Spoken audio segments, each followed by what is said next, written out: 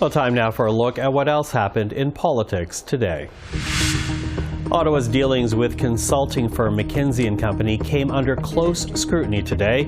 The Auditor General of Canada finding contracts worth a total of $209 million going to the firm between 2011 and 2023.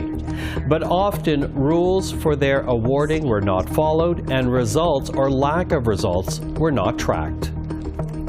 We found that organizations awarding the contracts showed a frequent disregard for federal contracting and procurement policies and guidance. We also found that each organization's own practices often did not demonstrate value for money. The McKinsey report was one of 3 released today by the AG's office.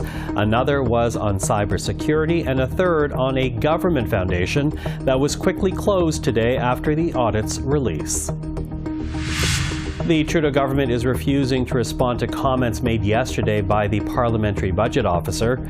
Appearing before the Finance Committee, Yves Giroux answered questions about the carbon tax. An earlier analysis from the PBO said most Canadian households would lose money under the regime.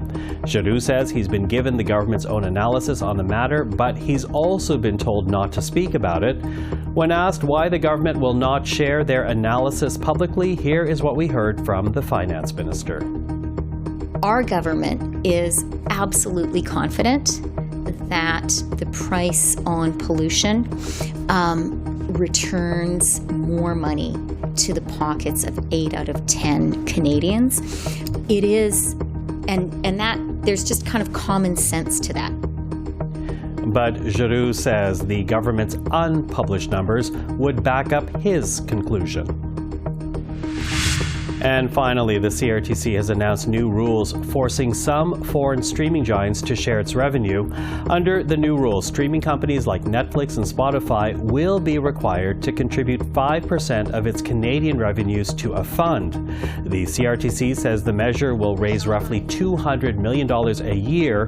Money, it says, that will go towards local and Indigenous broadcasting, as well as French and minority language programming.